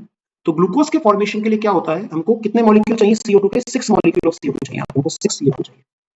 6 CO2 को रिसीव करने के लिए ये साइकिल 6 बार चलेगा इन शॉर्ट। तो RUBP कितना चाहिए, 6 चाहिए, तो ये कितने बन जाएंगे 12, और 12 एसिड है तो 12 भी क्या बनेंगे, रेडी है, और हमको 12 ही मॉलिक्यूल किसके चाहिए, NADPH के, 12 ही मॉलिक्यूल किसके चाहिए होंगे, ATP के। तो रिडक्शन के अंदर पर कार्बन, ठीक है, रिडक्शन के अंदर पर CO2 एक NADPH और एक ATP कार्बन, क्या बन गया, PgAl बन गया। अब PgAl से क्या निकल जाएगा, ग्लूकोज निकल जाएगा, दैट इज 6 कार्बन, और रिमेनिंग कार्बन के क्या बन जाएंगे, RUBP, और RUBP के अंदर हमें क्या चाहिए, ATP। तो कितने RUBP है, 6, तो ATP कितने चाहिए, 6। ओके, तो ये है पूरा dark reaction kelvin cycle. Okay, ये इसके स्टेप्स थे। चलो लौट के आते हैं। तो एंजाइम के बारे में थोड़ा सा देख लेना। The enzyme for CO2 fixation is rubisco. Rubisco का फुल फॉर्म है ribulose bisphosphate carboxylase oxygenase. It is most abundant enzyme on earth. इसकी active site can bind to both CO2 and O2, that's why the name. देखो इसके नाम में क्या है, रूबिस। रूबिस क्या है, इसका सबस्ट्रेट, दैट इज राइबोलोज बिस्फॉस्फेट। क्या क्या कर रहा है, कार्बोक्सिलेशन भी कर रहा है और ऑक्सीजनेशन भी कर रहा है। This is the problem with this process और enzyme, it can react with both, it can react with CO2, it can react with oxygen, और यही प्रॉब्लम है जिसके बारे में हम आगे बात करेंगे। ये कोई अच्छी चीज नहीं है प्लांट के पॉइंट ऑफ व्यू से। ओके, तो ये पाथवे, ये साइकिल सब में चलता है, चाहे कोई भी प्लांट हो, एनी प्लांट दुनिया में कोई भी फोटोसिंथेसिस कर रहा है तो उसमें केल्विन साइकिल चलेगा ही चलेगा। ओके, अब देखो तीनों के बारे में एक दो लाइन देख लेना। कार्बोक्सिलेशन जो पहला स्टेप था, that is considered as the most crucial step of Calvin cycle. ठीक है, क्या बनता है इससे, PGA बनता है। रिडक्शन के अंदर क्या बनता है, formation of glucose, formation of carbohydrate reduction के अंदर होता है। और regeneration is very important if cycle is to continue uninterrupted. तो देखो क्वेश्चन में कंफ्यूजन क्या होगा, आपसे सिंपली पूछा most crucial step of photosynthesis या most crucial step of Calvin cycle dark reaction, क्या आंसर दोगे, कार्बोक्सिलेशन। आपसे पूछा most crucial step of dark reaction for uninterrupted continuous running of Calvin cycle, क्या नाम दोगे, रीजनरेशन। ओके, तो दो है, एक है कार्बोक्सिलेशन, एक है रीजनरेशन, दोनों ध्यान रखना। आगे बढ़ते हैं। ओके, ये कैलकुलेशन थोड़ी ध्यान रखनी है। For every CO2 molecule entering in Calvin cycle, कितना ATP काम में आएगा, 3 ATP and 2 NADPH are required. ठीक है, मतलब ATP ज्यादा चाहिए ना, क्यों, क्योंकि देखो दो स्टेप थे, एक था रिडक्शन और एक था रीजनरेशन। रिडक्शन में पर CO2 2 ATP चाहिए था, 2 NADPH चाहिए था, सॉरी पर CO2, हाँ पर CO2 हमको 2 चाहिए था, पर PGA से काउंट किया था हमने, करेक्ट है। तो रीजनरेशन के अंदर हमको पर CO2 1 ATP चाहिए, तो टोटल कितना होगा, 3 ATP हो गया और 2 NADPH। देखिएगा सवाल में क्या पूछा है, डार्क रिएक्शन पूछा है कि रिडक्शन स्टेप पूछा है कि रीजनरेशन पूछा, आंसर आप उसी के अकॉर्डिंगली प्रोवाइड करना। ओके, देखो तो आप देखो ATP ज्यादा चाहिए NADPH से, तो ऐसा माना जाता है because ATP are required more in number. तो आप देखा होगा आपने साइक्लिक ETS में केवल ATP बन रहा था, तो ये शायद साइक्लिक ETS इसीलिए चलता है कि एक्स्ट्रा ATP बना पाए इस प्रोसेस के लिए। ओके, तो it is probably to meet this difference in number of ATP and NADPH used in dark reaction that the cycling phosphorylation take place. Confirm नहीं पता है, प्रोबेबल रीजन है इसलिए प्रोबेबली लिखा हुआ है। नेक्स्ट टोटल हो गया, आगे बात करेंगे। नेक्स्ट है C4 pathway. It is found in plant which are adapted to dry tropical region. ये कौन से प्लांट्स के अंदर होता है, which are adapted to dry tropical region. दो दीस प्लांट्स है, अब देखो इनमें पहली बात तो ये याद रखना, C4 plants are found in dry tropical area, ये एक अडेप्टेशन है। ठीक है, किस तरह के प्लांट्स का, जो ड्राई ट्रॉपिकल एरिया में होते हैं। दीस प्लांट्स है फर्स्ट स्टेबल कंपाउंड जो बनता है वो C4 होता है, that is oxaloacetic acid. Okay, C3 cycle चलता है इनके अंदर भी, C3 मैंने आपको बताया कोई से में भी चलेगा। अब C4 प्लांट में खास बात क्या होती है, पूछ लेते हैं कई बार। All plants which have first stable compound as C4 acid are known as C4 plants. Correct or wrong? ये wrong होगा। C4 प्लांट को डिफाइन हमने किया है ऐसे, लेकिन ये C4 प्लांट की खास बात ये नहीं है कि वो C4 पहला स्टेबल कंपाउंड बनाते हैं। C4 प्लांट की खास बात ये है कि C4 प्लांट में एक स्पेशल टाइप की एनाटॉमी होती है, that anatomy is known as Kranz anatomy. C4 plant की क्या खास बात है, उनमें एक स्पेशल टाइप की एनाटॉमी होती है। कौन सी एनाटॉमी होती है, क्रेंज anatomy. What is Kranz anatomy? यहाँ पे जो Kranz word है that represent rath-like arrangement. What is rath? Rath means circular arrangement. Circular arrangement. Okay? इसमें क्या होता है, सेंटर में होता है वास्कुलर बंडल, है ना, ये क्या है, वास्कुलर बंडल। वास्कुलर बंडल के चारों तरफ सेल्स होते हैं जिनको हम क्या बोलते हैं, बंडल शीथ सेल्स। ये कौन से सेल हो गए, bundle sheath sales. Now these bundle sheath cells are surrounded by चारों तरफ कौन से सेल होते हैं, mesophyll cells, multiple layers of mesophyll cells. तो आपको यहाँ पे सेल्स का जो अरेंजमेंट है कैसा देखने को मिल रहा है, सर्कल सर्कल सर्कल के पैटर्न में देखने को मिल रहा है, that is known as Kranz anatomy. क्या होता है इससे, कैसे बेनिफिट होता है, बात करेंगे। तो C4 प्लांट का सबसे यूनिक फीचर क्या है कि इनमें स्पेशल एनाटॉमी होती है। कौन सी एनाटॉमी होती है, क्रेंच एनाटॉमी होती है, ठीक है, स्पेशल टाइप की लीफ एनाटॉमी होती है, दैट इज कॉल्ड क्रेंच एनाटॉमी या क्रेंच। चलो आगे देखो, these plants are adapted to tolerate high temperature, they show a response to high light intensity। इनके अंदर फोटो रेस्पिरेशन नहीं होता, वेरी इंपॉर्टेंट, इनमें फोटो रेस्पिरेशन नहीं होता। इसके फीचर हो गए C4 प्लांट्स के, क्या क्या फीचर हो गए, पहला they tolerate high temperature, they show response to high light intensity, इनमें फोटो रेस्पिरेशन नहीं होता, दे हैव ग्रेटर प्रोडक्टिविटी, इनकी प्रोडक्टिविटी भी ज्यादा होती है कंपेयर टू C3 प्लांट। क्यों प्रोडक्टिविटी ज्यादा होती है, क्योंकि फोटो रेस्पिरेशन नहीं होता, photo respiration is a wasteful process. Okay, तो ये थोड़ा क्रेंच एनाटॉमी के बारे में दे रखा है जो मैंने आपको ऑलरेडी बता दिया है। चलिए आगे बढ़ेंगे। नाउ C4 साइकिल, साइकिल क्या है, C4 साइकिल को बोलते हैं हम लोग हैच एंड स्लेक पाथवे, जैसे उसको केल्विन साइकिल नाम दिया था, C4 को क्या बोलते हैं, हैच एंड स्लेक पाथवे या साइकिल कहते हैं। इसके अंदर मैं यहाँ पे बना रहा हूँ, देखो दो सेल होंगी, कौन कौन सी सेल होंगी, पहला होगा मेसोफिल सेल जो पेरिफेरल होती है, दूसरा होगा बंडल शीथ सेल। अब समझना, देखो दोनों सेल्स में थोड़ा सा डिफरेंस भी है। मेसोफिल सेल जो होते हैं उनके क्लोरोप्लास्ट नॉर्मल क्लोरोप्लास्ट होते हैं, कौन से क्लोरोप्लास्ट होते हैं, ग्रेनल क्लोरोप्लास्ट, ठीक है, नॉर्मल जिसमें ग्रेना प्रेजेंट होते हैं। लेकिन बंडल शीथ में थाइलाकोइड तो होते हैं बट वो ग्रेना नहीं बनाता, तो उसको बोलते हैं एग्रेनल क्लोरोप्लास्ट। अब इससे क्या हुआ, एग्रेनल होने से जब वो ग्रेना नहीं बन रहा तो थाइलाकोइड अटैच ही नहीं हो रहा, और जब थाइलाकोइड अटैच नहीं हो रहा तो इसमें कोई अप्रेस्ड सरफेस ही नहीं आई, इट मींस इसमें PS2 नहीं होगा, और यदि PS2 नहीं होगा तो फोटोलाइसिस ऑफ वाटर भी नहीं होगा, तो ऑक्सीजन इवॉल्व नहीं होगा, नो ऑक्सीजन इवोल्यूशन। जबकि मेसोफिल सेल के अंदर क्योंकि ग्रेनल क्लोरोप्लास्ट है, PS1 के साथ साथ PS2 दोनों होंगे, यहाँ पे ऑक्सीजन इवॉल्व होगा, तो मकसद ऑक्सीजन की कंसंट्रेशन क्या हो गई, ज्यादा। बट मेसोफिल के अंदर रूबिस्को नहीं होता, रूबिस्को कहां होता है, जहां ऑक्सीजन नहीं होता। अब देखो इससे क्या बेनिफिट हुआ, जहां रूबिस्को है वहां ऑक्सीजन नहीं है, तो ऑटोमेटिकली ऑक्सीजन एक्टिविटी बंद, तो ये किससे काम करेगा, केवल और केवल CO2 से रिएक्ट करेगा, ऑक्सीजन से रिएक्ट नहीं कर पाएगा। ये डिफरेंस है मेसोफिल और बंडल शीथ सेल में, other than that their arrangement. Okay, अब प्रोसेस देखो कैसे होती है। इसका जो पहला कंपाउंड होता है जो कि CO2 को रिसीव करेगा, वो मॉलिक्यूल होता है PEP, 3 कार्बन का होता है, फॉस्फोइनोल पाइरुवेट। ओके, 3 कार्बन का ये एंजाइम होता है जो कि ऑक्सीजनेज नहीं होगा, ये एंजाइम स्ट्रॉन्ग कार्बोक्सिलेज एंजाइम होता है which act as very low CO2 concentration, इसको बोलते हैं पेप्केज। ये पेप्केज की प्रेजेंस में PEP कन्वर्ट होता है 4 carbon acid that is known as oxalo acetic acid. Okay, oxalo acetic acid बनाता है, oxalo acetic acid is 4 carbon acid. ये प्रोसेस कहां हो रही है, मेसोफिल के। ऑक्सिलो एसिटिक एसिड कन्वर्ट होता है किसके अंदर, और ये पहला स्टेप हो गया दैट इज कार्बोक्सिलेशन और CO2 फिक्सेशन। ये ऑक्सिलो एसिटिक एसिड कन्वर्ट होता है इधर मैलिक एसिड और एस्पार्टिक एसिड में। This malic acid is transported to bundle sheath cell. The C4 acid, ये भी 4 कार्बन का एसिड है, that is transported to bundle sheath cell, और in bundle sheath cell this malic or acid or aspartic acid release CO2। जब भी एक CO2 release कर दिया तो एक कार्बन कम हो गया, it convert into pyruvic acid, that is 3 carbon acid। Now this 3 carbon acid is again transported back to mesophyll cell। ये जो CO2 रिलीज हुआ इसको पकड़ने के लिए यहाँ पे कौन बैठा है, RUBP in the presence of rubisco क्या बनाएगा, PGA, वही PGA बनेगा, RUBP बनेगा, मतलब कौन सा साइकिल चला, C3 साइकिल। तो C3 साइकिल कहां चला, C3 साइकिल कौन सी जगह पे चला, C3 साइकिल चला बंडल शीथ सेल के अंदर। बंडल शीथ सेल में C3 साइकिल C4 साइकिल दोनों में चल रहा है, देखो mesophyll as well as bundle sheath मिला के चल रहा है। Okay, now this pyruvic acid again convert into PEP। यहाँ पे रिक्वायरमेंट पड़ती है इनको ATP की, that step is called regeneration. देखो पहला स्टेप था कार्बोक्सिलेशन, ये दूसरा स्टेप हो जाएगा that can be called decarboxylation, और तीसरा स्टेप क्या हो जाएगा, रीजनरेशन।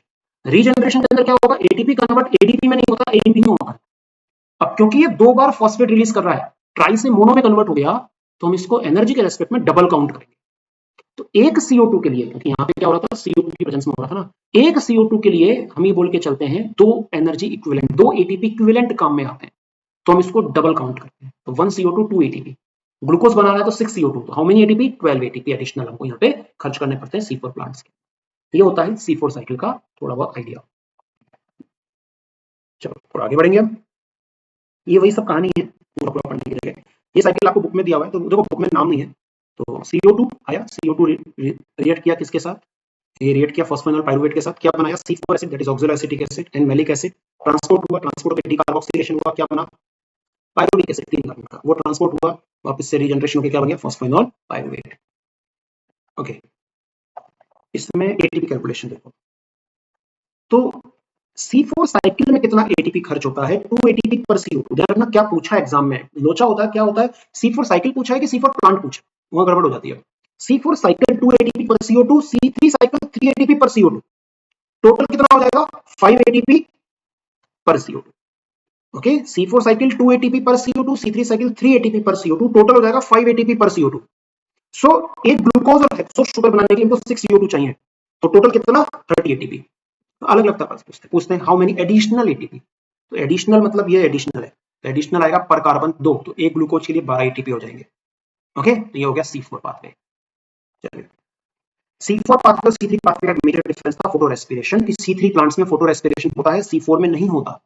क्या डिफरेंस था इसमें, इसमें फर्क आया था रूबिस्को के साथ। Rubisco can bind with both CO2 and oxygen, और उसमें भी बड़ी बात कि ये CO2 से ज्यादा एफिनिटी शो करता है।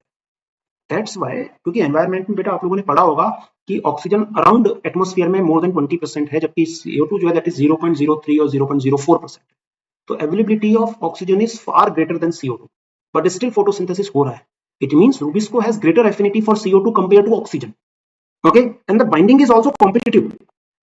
तो रिलेटिव कॉन्सेंट्रेशन जो होती है ना ऑक्सीजन CO2 की, दैट डिटरमाइंस कि दोनों में से कौन बाइंड करेगा, CO2 बाइंड करेगा कि ऑक्सीजन बाइंड करेगा।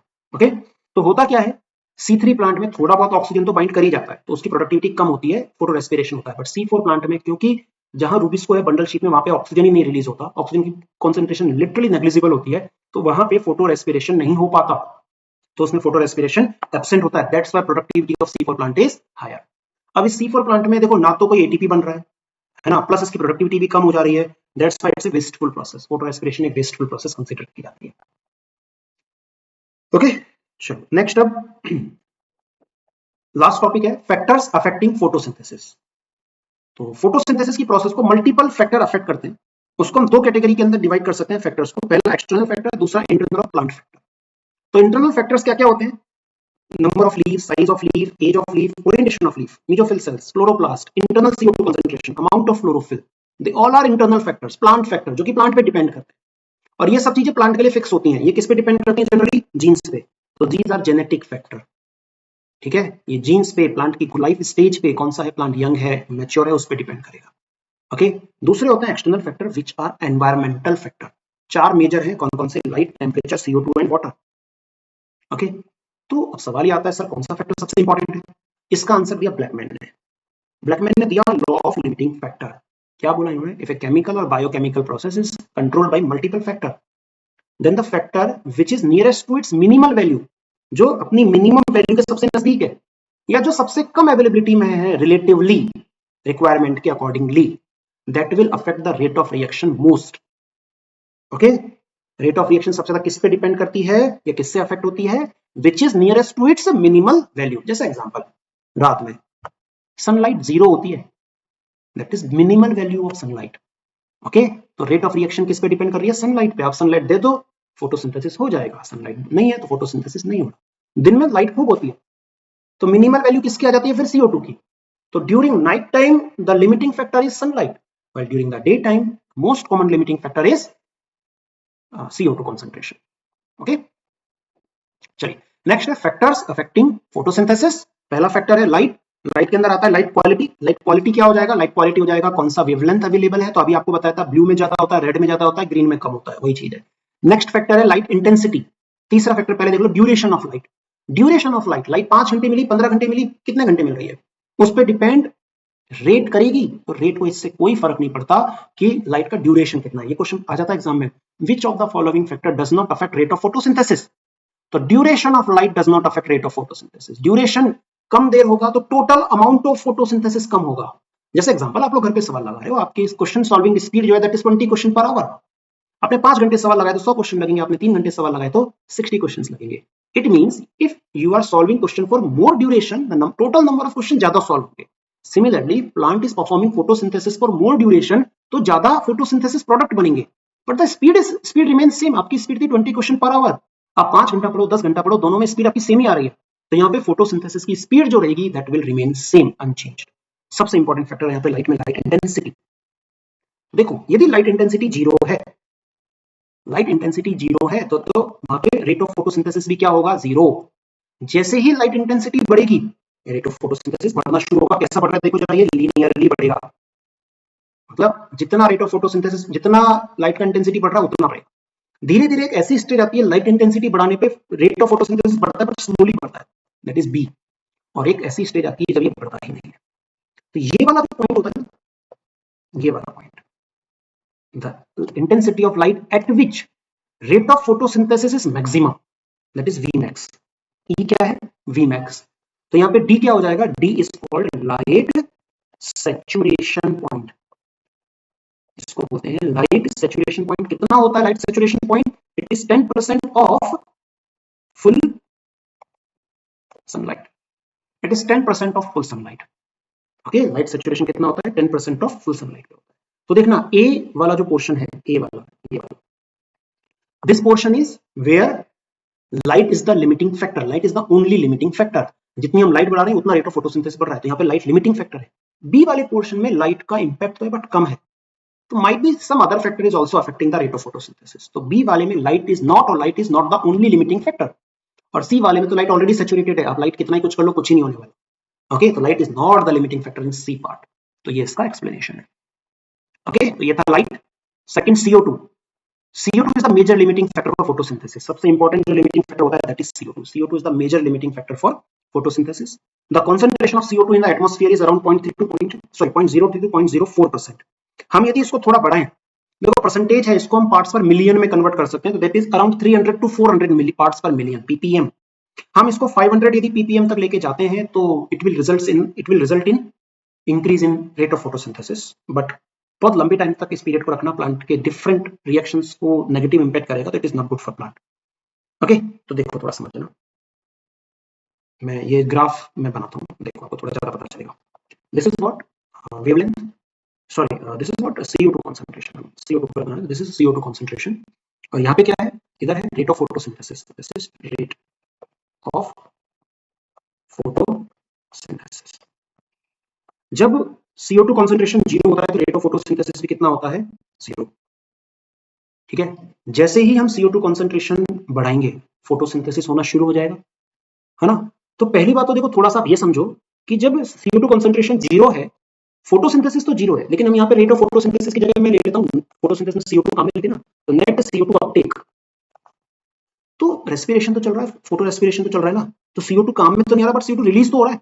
तो CO2 अपटेक कैसा होता है? नेगेटिव। यहाँ पे ग्राफ यहाँ से शुरू होगा, तो जैसे आप CO2 कॉन्सेंट्रेशन बढ़ाओगे थोड़ी सी, वैसे रेट ऑफ फोटोसिंथेसिस बढ़ेगा, बढ़ना शुरू होगा, बढ़ते बढ़ते बढ़ते पॉइंट ऐसा आएगा where rate of respiration is equal to rate of photosynthesis। जितना CO2 रिलीज हो रहा है उतना CO2 काम में भी आ जा रहा है, तो नेट CO2 अपटेक कितना होगा? 0, या नेट CO2 रिलीज कितना होगा? 0। That is called CO2 compensation point. इसको हम क्या बोलते हैं? CO2 compensation. यहाँ पे कंपनसेट हो गया CO2। ओके, ये भी वैल्यू कम होती है यदि हम इसकी बात करें। चलो एक बार पहले बना लेते हैं, then we will talk about it. Okay, अब आपने CO2 कंसंट्रेशन बढ़ाई तो ये और बढ़ेगा, और similar to intensity, light intensity curve ये इस तरह से। ओके, मान लेते हैं ये कर्व मैंने C3 के लिए बनाया, अब हम कर्व बनाएंगे किसका? C4 का। देखो C4 का कर्व कैसे बनेगा, ध्यान से देखना। C4 के कर्व में क्या होगा? C4 में क्योंकि फोटो रेस्पिरेशन नहीं होता तो ये मूवमेंट फास्ट होगा, पहली बात तो उसका ये कंपनसेशन पॉइंट भी कैसा होगा? अर्ली आएगा। फिर उसके ज्यादा, क्योंकि रूबिस्को से ऑक्सीजन अटैच नहीं हो रहा, तो ज्यादा मॉलिक्यूल अवेलेबल होंगे टू अटैच विद CO2, तो उसका ये अर्ली भी आएगा और हायर भी जाएगा, दैट इज फॉर C4। तो C4 का जो सैचुरेशन पॉइंट होता है वो भी जल्दी आता है कंपेयर टू C3, तो कंपनसेशन पॉइंट भी जल्दी आता है। आपको यहाँ पे वैल्यू ध्यान रखनी है C3 के कंपनसेशन की, this is called CO2 compensation. CO2 compensation point C3 and C4। C3 का CO2 कंपनसेशन जो पॉइंट है that is around 25 to 100 parts per million, और इसका कितना है? 0 टू 10 पार्ट्स पर मिलियन। जबकि आप सैचुरेशन पॉइंट की बात करोगे, this is what saturation point. ये क्या है? सैचुरेशन। यहां से लो, ये क्या है? CO2 saturation. ठीक है, ये क्या हो गया? CO2 saturation. CO2 saturation point है ये, CO2 सैचुरेशन पॉइंट C3 और C4। C3 का देखो लेट आ रहा है, C3 का बाद में आ रहा है, दैट इज 450 ppm, और माइक्रोलीटर पर लीटर भी आप कह सकते हो, और 360 ppm। तो करंटली जो एनवायरमेंट में लेवल है that is more than 360 but less than 450। तो current CO2 level is limiting for C4 plant, no sorry C3 plant only, not for C4 plant. जो करंटली एनवायरमेंट में लेवल है CO2 का already C4 के लिए वो saturation पे जा चुका है, तो CO2 is never limiting factor for C4 plant, but C3 plant के लिए है। तो C3 प्लांट के जब तक आप 450 तक बढ़ाओगे क्या होगा, रेट ऑफ फोटोसिंथेसिस बढ़ेगा, that is called CO2 fertilization effect. CO2 is acting as fertilizer, किसके अंदर, C3 में, नॉट इन C4। तो ये कर्व हो गया इसका, ये थोड़े से वैल्यूज की बात हो गई, ठीक है, तो ये वाला कर्व हो गया। आगे बात करें, नेक्स्ट है next factor is temperature. Temperature इतना मेजर फैक्टर नहीं है, और आप इसमें एक चीज ध्यान रखना, दो रिएक्शन होती है, light and dark reaction. Dark reaction are more affected by temperature change, why, because they are enzymatic reaction, while light reaction is least affected by, क्योंकि उसमें एंजाइम्स नहीं होते। ओके, तो हम डार्क रिएक्शन से देखते हैं। तो C4 प्लांट का जो ऑप्टिमम टेम्परेचर रेंज है that is way higher than C3 plant. C3 plant का जो ऑप्टिमम टेम्परेचर रेंज होता है that is around 20-25 degree centigrade, while C4 plant का जो ऑप्टिमम टेम्परेचर रेंज आता है that is around 30-35 even 40 degree centigrade. अच्छा, एक चीज रह गई थी, मैंने आपको C4 प्लांट के एग्जांपल्स नहीं लिखा है, आप है ना C4 प्लांट के 3-4 एग्जांपल जरूर लिख लेना, है ना, पता होने चाहिए आपको कौन कौन से C4 प्लांट के एग्जांपल, मेज, सोरघम, शुगर केन। मेज, सोरघम, शुगर केन, ठीक है, ये 3 एग्जांपल आप लोग याद रख लो। और भी होते हैं, ऐसी बात नहीं है कि 3 ही प्लांट है, और भी होते हैं, बट आप लोग ये 3 एग्जांपल याद रख लो तो अभी आई थिंक आपका काम हो जाएगा, 3 एग्जांपल से आपका ये निकल जाएगा। ओके, चलिए आगे बढ़ते हैं। लास्ट है अब वाटर की रिक्वायरमेंट प्लांट को बहुत कम होती है फॉर फोटोसिंथेसिस। अब यदि डेटा में हम बात करें तो अराउंड 1% ऑफ एब्जॉर्ब्ड वाटर, जितना वाटर एब्जॉर्ब किया जाता है ना, उस एब्जॉर्ब वाटर का हार्डली 1% पानी किस में काम आता है, फोटोसिंथेसिस में काम आता है।